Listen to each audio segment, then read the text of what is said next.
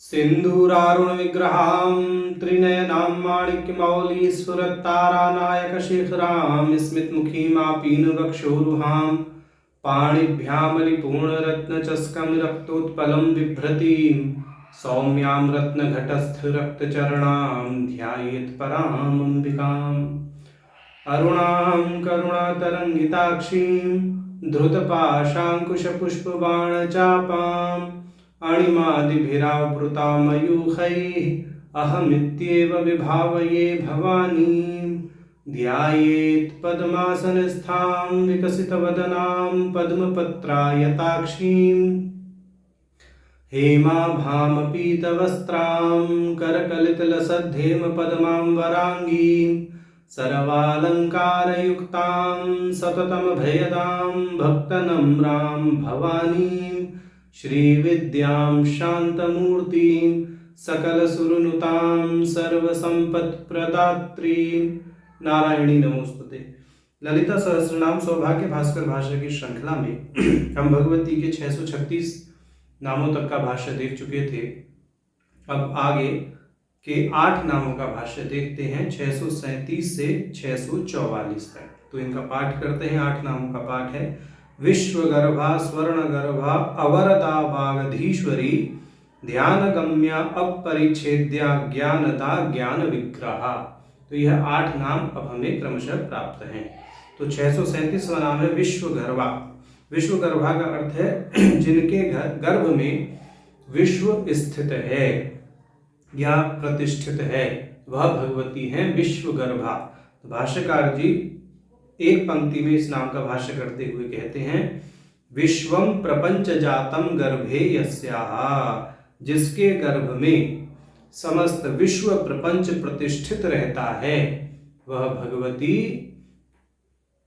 विश्वगर्भा नाम से कही गई हैं। तो यहाँ भगवती ललिता को लक्ष्य करके यह नाम कहा गया है। तो विश्वगर्भा भगवती ललिता का पर्याय है। अब अगला नाम है 638वां स्वर्णगर्भा। तो जैसे विश्वगर्भा का अर्थ निकला विश्व जिनके गर्भ में प्रतिष्ठित है, ऐसे ही स्वर्ण जिनके गर्भ में प्रतिष्ठित है, इस दृष्टि से अर्थ निकलेगा। अब आगे भाष्यकार जी 2 प्रकार से अर्थ करते हैं। कहते हैं एक तो हिरण्य के पक्ष में, दूसरा वर्णों के पक्ष में, इस दृष्टि से करेंगे। तो हिरण्य के पक्ष में कहते हैं पहले स्वर्ण के पक्ष में स्वर्णस्य गर्भ भवावा, इस दृष्टि नहीं, पहले कहते हैं स्वर्णम हिरण्यम गर्भे यस्याः, माने स्वर्ण अर्थात हिरण्य है जिनके गर्भ में, वह भगवती हैं स्वर्ण गर्भा। अब अगली पंक्ति कहते हैं स्वर्णस्य गर्भ भवावा, स्वर्ण के गर्भ से उत्पन्न है जो, अथवा स्वर्ण का गर्भ है जिनका। इस दृष्टि से दोनों ही अर्थ निकलेंगे इस पंक्ति के। कहते हैं तदुक्तम वायु पुराणे, वायु पुराण में कहा गया है। अब यहाँ स्पष्ट होता है क्या अर्थ लेना है। हिरण्यमयस्या गर्भो अभूत हिरण्यस्यापि गर्भजः, दोनों ही दृष्टि से कह दिया। यस्मात् हिरण्यगर्भस्य पुराणे अस्मिन् निरुच्यते, वायु पुराण में कहा गया है जिनका गर्भ हिरण्य है, हिरण्य का भी जन्म उससे ही हुआ है और हिरण्य से भी वह उत्पन्न हुई है, माने परस्पर संबंध बता दिया, इसलिए वह हिरण्यगर्भा कही गई हैं। यहाँ पुरुष देवता को लक्ष्य करके हिरण्यगर्भ कहा गया है वायु पुराण में। तो भगवती ही चूंकि समस्त भूत प्रपंच, देव प्रपंच आदि के रूप में अभिव्यक्त है, तो यहाँ पर जो हिरण्यगर्भ पद है उसको स्त्रीलिंग के अर्थ में हम व्याख्यान कर रहे हैं, जो वायु पुराण का वचन है। अब आगे भाष्यकार जी वर्ण के अर्थ में कहेंगे सुवर्ण, माने अच्छे वर्ण, इस दृष्टि से श्रेष्ठ वर्ण। कहते हैं यद्वा अथवा अरणानाम वर्णानाम मातृकाणाम गर्भः शोभनो यया सा, कि श्रेष्ठ वर्ण शोभायमान है। गर्भ का अर्थ लिया शोभायमान, सु का अर्थ हो गया श्रेष्ठ। सु यहाँ लिया नहीं है, वह अतिरिक्त हमने यहाँ जोड़ा है। उन्होंने कहा है अरणानाम वर्णानाम मातृकाणाम, माने सु माने श्रेष्ठ, अरण माने वर्ण के, अक्षरों के, मातृकाओं का, यहाँ से ग्रहण हुआ अरुण पद से, और गर्भ का अर्थ है शोभना, शोभायमान होना। तो कह रहे हैं जो श्रेष्ठ वर्ण मातृकाओं के रूप में शोभायमान है वह भगवती है स्वर्ण गर्भा। अब आगे कह रहे हैं मातृका प्रतिपाद्या इति यावत् वह अर्थ गर्भिता शब्द इति प्रयोगात् स्वर्णाः शोभना वर्णा मंत्रे गर्भा यस्या इति वा। अब दूसरी दृष्टि से कह रहे हैं जो सुवर्ण है, शोभन वर्ण है, वह मंत्र संज्ञक है, उन्हें मंत्र ही कहते हैं। तो यह मंत्र जिसके गर्भ में प्रतिष्ठित हैं, समस्त मंत्र जिसके गर्भ में प्रतिष्ठित हैं वह भगवती है स्वर्ण गर्भा। यहाँ स्वर्ण शब्द से मंत्र का ग्रहण कर लिया। तो ऐसा वे जो है स्वर्ण गर्भा नाम का भाष्य भाष्यकार जी ने प्रस्तुत किया है इस दृष्टि से। अब हमें 639वां नाम प्राप्त है अवरदा। तो प्राय पाठ में वरदा ऐसा दिखाई देता है, परंतु स्वर्ण गर्भा नाम का इसमें जो आकार है अंत में, उस आकार का प्रश्लेष करके अवरदा ऐसा 4 अक्षर का नाम है। तो भाष्यकार सबसे पहले 4 अक्षर हैं इस नाम में ऐसा स्पष्ट कर देंगे ताकि कोई भ्रम ना रहे कि यह वरदा नाम है या अवरदा नाम है। तो 639वें नाम के विषय में कहते हैं भाष्यकार जी अवरदा इति चतुरक्षरम नाम। ये जो नाम है वास्तव में जो पाठ में वरदा दिखाई दे रहा है यह वरदा नाम नहीं है, इसमें आकार का प्रश्लेष करें पूर्व पद से, और यह अवरदा ऐसा 4 अक्षर का नाम है। भाष्यकार जी ने यह स्पष्ट किया है। अब इसके भाष्य के विषय में कहते हैं अवरान अनार्यान असुरान द्यति खंडयति तथा, कि जो अवरों को, अवर माने अनार्य जो दुष्ट लोग हैं, असुर लोग हैं, उनको द्यति, द्यति माने नाश करती हैं, उनका खंडन करती हैं, वह भगवती हैं अवरदा। ऐसा यहाँ पर भाष्यकार जी ने भाष्य किया है।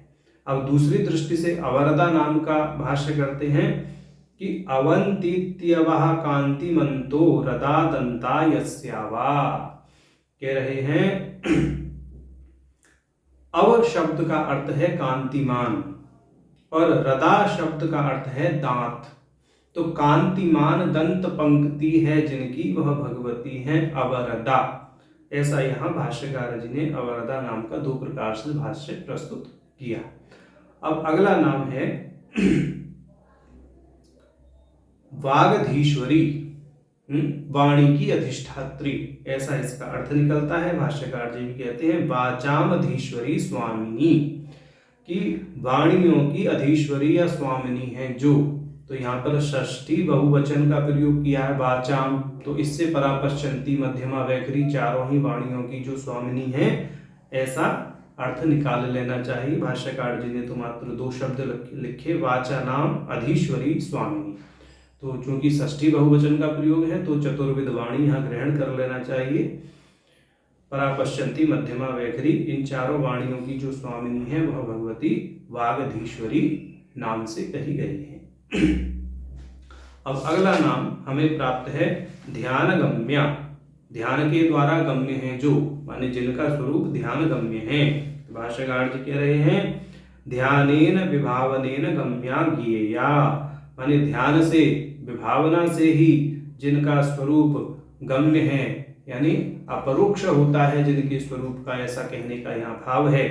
तो इस विषय में कि ध्यान से कैसे भगवती का अपरोक्ष होता है, विभावना से कैसे भगवती का अपरोक्ष होता है, तो इस संदर्भ में या इस प्रसंग में भावनोपनिषद का अध्ययन करना चाहिए। भावनोपनिषद से वह धारा सधती है, ज्ञान की, विभावना की, भावना की जो धारा है वह सधती है श्री विद्या में। तो ध्यान के माध्यम से जो गम्य है या ज्ञेय है वह भगवती ध्यान गम्या कही गई है। अब यहाँ पर भाष्यकार जी श्वेता श्वेतर उपनिषद की एक श्रुति को उद्धृत करके अपने वचन को पुष्ट करते हैं। कहते हैं ते ध्यान योगानुगता पश्यन देवात्म शक्तिम स्वगुण ही निगूढ़ाम इति श्रुतेः, कि वह शक्ति जो अपने गुणों से ही अपने आप को गुप्त रखे हुए है वह उन्हीं तपस्वियों को अनुभव होती है जो निष्ठावान है ध्यान के प्रति। ऐसा इस श्रुति का भावार्थ है। अब आगे 642वां नाम हमें प्राप्त है अपरिच्छेद्या।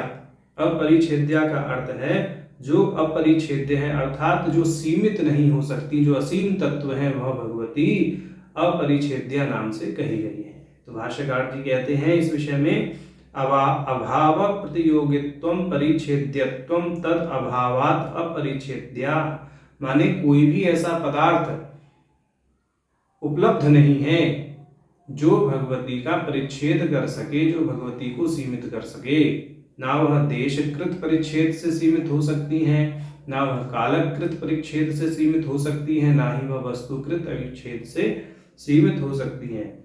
माने भगवती अत्यंत अभाव विनिर्मुक्त देश काल परिच्छेद शून्य व्यापक तत्व हैं। प्राग भाव प्रध्वंसा भाव विनिर्मुक्त, काल परिच्छेद से शून्य वह नित्य तत्व हैं और अन्योन्या भाव विनिर्मुक्त वस्तु परिच्छेद शून्य भगवती सर्वरूप हैं। इस दृष्टि से भगवती को अपरिच्छेद्या भाष्यकार जी ने ख्यापित किया है। तो भाष्यकार जी इसी बात को एक पंक्ति में कह रहे हैं, देशतः परिच्छेद्यो ही अत्यंत अभाव एव कालस्तु ध्वंस प्राग अभाव वस्तुतः तो अन्योन्या भावति स्थिते। तो इस दृष्टि से भगवती अपरिच्छेद्या सिद्ध होती हैं। अब आगे 643वां नाम हमें प्राप्त है ज्ञानदा। साधारण अर्थ है इसका, ज्ञान को जो प्रदान करती हैं वह भगवती ज्ञानदा, परंतु भाष्यकार जी ने यहाँ बहुत अच्छी कबड्डी खेली है। अब उस भाष्य को देखते हैं। बहुत सुंदर भाष्य किया है। कहते हैं भाष्यकार जी, ज्ञानम कैवल्य प्रदत्वेन अभिमतम ददातीति ज्ञानदा। जो ज्ञान अर्थात कैवल्य को प्रदान करती हैं वह ज्ञानदा नाम से कही गई है। तथा च उक्तम तलवकारोपनिषदि तस्मिन्नाकाशे स्त्रियमाजगाम बहुशोभमानाम् उमां हेमवतीं तां होवाचः किमेतद्यक्षमिति ब्रह्मेति होवाचित्यादि स्कन्धे अपि ईदृशी परमा विद्या शाङ्करी भवनाशिनी प्रसादादेव जन्तूनां शक्तिरेव हि जायते इति सूतसंहितायामपि विद्यारूपा या शिवा वेद वेद्या सत्यानन्तानंद संवित स्वरूपा तस्या वाचा सर्वलोकैकमातुर्भक्त्यैव स्यादंबिकाया प्रसादात् इति। तो ये कह रहे हैं कि शक्ति तत्व की ब्रह्म रूपता या परज्ञान रूपता है, ऐसा तलवकारोपनिषद में ख्यापित किया गया है।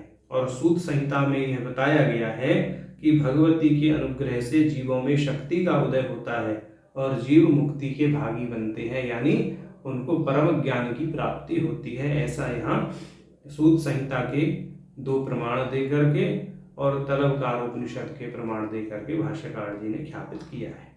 अब दूसरी दृष्टि से यहाँ भाष्य करते हैं, वह बड़ा रोचक भाष्य है ज्ञानदा पद का। कहते हैं ज्ञानम ददाति खंड्यतीति वा, जो ज्ञान को देती हैं और ज्ञान का नाश भी करती हैं वह भगवती हैं ज्ञानदा। जैसे अवरदा नाम में दा जो पद आया था उससे द्याति खंडयति, इस दृष्टि से भाष्यकार जी ने अर्थ किया था। तो वही चीज यहाँ भाष्यकार जी कह रहे हैं कि ज्ञान का जो खंडन करती हैं, ज्ञान का जो नाश करती हैं। अब वह किस प्रकार के ज्ञान का नाश करती हैं उसको आगे यहाँ स्पष्ट करते हैं। तो शिव सूत्र के माध्यम से करेंगे। शिव सूत्र में प्राय देखें तो 77 सूत्र हैं, उसमें से सारे सूत्र ही ज्ञान परक हैं, परंतु 3 सूत्र ऐसे हैं जिनमें ज्ञान पद का विशेष रूप से प्रयोग हुआ है। तो उन तीनों ही सूत्रों को आधार बना करके यहाँ पर भाष्यकार जी भाष्य कर रहे हैं। भाष्यकार जी कहते हैं ज्ञानम बंध इति तु शिव सूत्रे प्रथमोन्वेषे सूत्रम एकम तत्र तु अकारस्य प्रश्लेषो अपि अस्ति इति उक्तम, कि शिव सूत्र के प्रथम उन्वेष का जो दूसरा सूत्र है ज्ञानम बंधः, इससे पहला सूत्र है चैतन्यमात्मा, ये प्रथम सूत्र है प्रथम उन्वेष का। दूसरा सूत्र है ज्ञानम बंधः। तो ये कह रहे हैं कि यह जो दूसरा सूत्र है उसमें अकार का प्रश्लेष यदि कर लें तो चैतन्यमात्मा पहला सूत्र, दूसरा सूत्र होगा अज्ञानम बंध। तो वहां पे ज्ञानम बंध में अकार का प्रश्लेष करके अज्ञानम बंध सिद्ध हो जाता है। तो उस अज्ञान का जो नाश करती है वह भगवती ज्ञानदा नाम से कही गई है। अब यह एक विशेष बात उठाते हैं, कहते हैं चैतन्यमात्मा इति पूर्व सूत्रेण संहिता पाठे तथा संभवात। तो पहले उन्मेष में जो ज्ञानम बंध आया उसमें तो अकार का प्रश्लेष होने से वो अज्ञानम बंध सिद्ध हो गया, ऐसी संभावना बन गई। परंतु अब दूसरी बात कहते हैं तृतीय उन्मेषे, जो तृतीय उन्मेष है शिव सूत्र का उसमें भी दूसरा सूत्र है। उसका तीसरे उन्मेष का पहला सूत्र है आत्मा चित्तम, दूसरा है ज्ञानम बंध। तो बोले भाई यहाँ तो अकार का प्रश्लेष नहीं बनेगा, क्योंकि आत्मा चित्तम इस दृष्टि से तो वहां पे चित्तम में तो अंत में अनुस्वार घटित है, तो वहां पर अकार का प्रश्लेष ना हो करके द्वितीय सूत्र तो ज्ञानम बंध ही रहेगा। तो यहाँ पर इन्होंने जो है एक तर्कपूर्ण विषय रखा, कहते तृतीय उन्मेषे भी तादृशम सूत्रम परम तत्र तु न प्रश्लेषः संभाव्यते। वहां प्रश्लेष की संभावना ही नहीं बन रही है, क्योंकि प्रथम सूत्र है आत्मा चित्तम इति पूर्व सूत्रात्। अब कहते हैं तच्च व्याख्यातम वार्तिके, जो वार्तिककार हैं भरद्वाज जी, उन्होंने वार्तिक में इस प्रकार वर्णन किया है अंतः सुखादि सेवद्य व्यवसायादि वृत्तिमत वही तद्योग्य नीलादि देहादि विषयोन्मुखम भेदाभासात्मकं चास्य ज्ञानं बन्धोनुरूपिणः तत्प्राशितत्वादेवा सावणुः संसरति ध्रुवम्।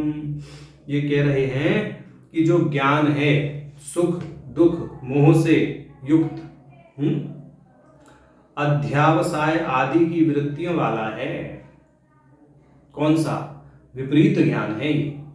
जो ज्ञान का विशुद्ध स्वरूप है वह तो आत्म तत्व के साथ एक ही रूपता को देने वाला है, परंतु जो विपरीत ज्ञान है, जो लौकिक वृत्ति पर ज्ञान है, वह तो सुख दुख आदि अध्यावसाय को ही देगा, ऐसी वृत्तियों वाला ही होगा। तो कहते हैं ऐसी वृत्तियों वाला जो तदुचित ज्ञान है वेदा, वो जो है भेदाभासनात्मक है, वो भेद की ही अवभासना कराता है। वह ज्ञान बंध है। तो यहाँ पर जो आत्मा चित्तम ज्ञानम बंध तृतीय उन्मेष में कहा गया है, बोले उस बंध का जो निराकरण करती है भगवती। क्या है उस बंध का लक्षण, क्या है वो आगे कह दिया तत्प्राशितत्व देवा सावणु संसरति ध्रुवम्। उसी के कारण वह जो पाश है, बंध जो है यह पाश है, उससे परिबद्ध होने के कारण यह जो जीव है अणु है उसका संसरण होता है, वह जन्म मरण के चक्र में पड़ जाता है। तो अब यहाँ पर कह रहे हैं, अगली पंक्ति में स्पष्ट कर रहे हैं तद इदम संवितत्वापादकम ज्ञानम नाशयति इति अर्थः, कि ज्ञानदा पद से यह अर्थ निकालना चाहिए कि यह जो बंध रूपी पाश रूपी अनात्मा में आत्म विषयक बुद्धि को देने वाला जो ज्ञान है, जो संवित तत्व का आपादक है, संवित तत्व को जो छिपा के रखता है, जो ऐसा ज्ञान है आवरण रूप, उसका जो नाश करती है वह भगवती ज्ञानदा नाम से कही गई है। अब आगे कहते हैं कि भी प्रथम उन्मेष में चैतन्यमात्मा ज्ञानम बंध की दृष्टि से हमने बोल दिया, तृतीय उन्मेष में हमने आत्मा चित्तम ज्ञानम बंध की दृष्टि से बोल दिया। अभी तो द्वितीय उन्मेष में भी एक ज्ञानम नाम से सूत्र आया है, ज्ञानम अन्नम। बोले यह जो ज्ञानम अन्नम सूत्र है द्वितीय उन्मेष का, इसके विषय में भी चर्चा कर लेते हैं। द्वितीय उन्मेष का 9वां सूत्र है ये। तो कहते हैं अतएव द्वितीयोन्मेषे सूत्रांतरम ज्ञानम अन्नम इति वार्तिकम च ज्ञानम बंध इति प्रोक्तम यत् प्राप्तपर योगिनः अनात्मनि आत्मता ज्ञप्तिर अन्नम ग्रस्यत्यैत्यः। ये कह रहे हैं कि यहाँ पर जो द्वितीय उन्मेष में ज्ञानम कहा गया है, तो इसके दो प्रकार से अर्थ किए हैं भाष्यकार जी ने। पहला अर्थ तो किया है कि ज्ञान ही अन्न है, माने ज्ञान कौन सा ज्ञान, जो भेद प्रथात्मक ज्ञान है, जो अनात्मा में आत्म बुद्धि को देने वाला है, ऐसे ज्ञान का ग्रास करता है जो योगी। यहाँ योगी तभी ग्रास करता है जब भगवती के साथ एकीभूत हो जाता है। अगर उसका भगवती के साथ में एकीकरण नहीं होता तब तक वह लौकिक वस्तुओं का लौकिक दृष्टि से ही आनंद लेता रहता है। तो यहाँ कहने का अर्थ है, भाष्यकार जी ने स्पष्ट भी कर दिया है वार्तिककार ने, यद प्राप्त पर योगिना, तो वही व्यक्ति इस बंध रूपी अज्ञान का भक्षण करने में सक्षम है जिन्होंने भगवती के साथ में या शिव के साथ में एक रूपता को प्राप्त कर लिया है। तो इस दृष्टि से यहाँ पर ज्ञानदा नाम का भाष्य किया गया है कि यह ज्ञान का नाश। कौन से ज्ञान का? बंध रूपी ज्ञान का नाश। तो ग्रास करने से ज्ञान का नाश होगा। तो ऐसी शक्ति को देने वाली, योगियों के साथ एकीभूत होकर के ऐसे ज्ञान का नाश करने वाली भगवती ज्ञानदा कही गई है। अब यह जो ज्ञानम अन्न है सूत्र, शिव सूत्र के द्वितीय अन्वेष का 9वां सूत्र, इसका दूसरी दृष्टि से भाष्य ऐसा किया है इसके भाष्यकार ने, क्षेमराज जी ने और वरदराज जी ने उन्हीं का अनुसरण किया है। वो कहते हैं कि जो ज्ञान है वह सर्वत्र तृप्ति का हेतु है, तृप्ति करता है, विशुद्ध संविद का ज्ञान। तो जैसे भोजन खाने से जीव की तृप्ति होती है, ऐसे विशुद्ध तत्व के ज्ञान से जीव की परम तृप्ति हो जाती है। तो इस प्रकार का जो ज्ञान देती है वह भगवती विज्ञानता है। तो दोनों ही दृष्टि से इसका अर्थ भाष्यकार जी ने किया है, बहुत सुंदर अर्थ किया है। तो ऐसा समझना चाहिए। अब 644वां नाम हमें प्राप्त है ज्ञान विग्रह। ज्ञान ही विग्रह है, जिनका ज्ञान ही शरीर है, जिनका वह भगवती ज्ञान विग्रह नाम से कही गई है। तो भाष्यकार जी कहते हैं ज्ञानस्य विग्रहो विस्तारो यस्या सकाशादिति वा, कि ज्ञान ही विग्रह है जिनका वह भगवती हैं। अच्छा, ऊपर की पंक्ति रह गई। पहले कहते हैं ज्ञानमेव विग्रह शरीरम यस्या सर्वस्य जगतो ज्ञानात्मकत्वात्, कि समस्त जगत की ज्ञानात्मकता होने के कारण वह ज्ञान विग्रह कही गई है।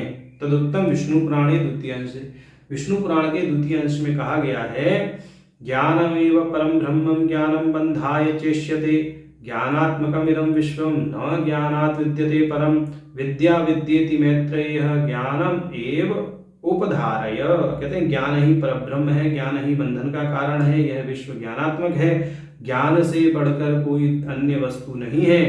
हे मैत्रेय, यह समझें कि ज्ञान ही विद्या और अविद्या दोनों हैं। ऐसा यहाँ विष्णु पुराण की दृष्टि से कहा। अब कहते हैं ज्ञानस्य विग्रहो विस्तारो यस्या सकाशादिति वा। अब दूसरी दृष्टि से यहाँ ज्ञान विग्रह का भाष्य करते हुए कहते हैं भाष्यकार ज्ञान का विग्रह अर्थात विस्तार। यहाँ विग्रह का अर्थ विस्तार ले लिया। तो ज्ञान का विस्तार है जो वह भगवती है, ज्ञान विग्रह अर्थात वह ही ज्ञान का विस्तार करती हैं, इसलिए उन्हें ज्ञान विग्रह कहा गया है। तो इस दृष्टि से आज हमने भगवती के 637 से 644 इन 8 नामों का भाष्य देखा। नारायण।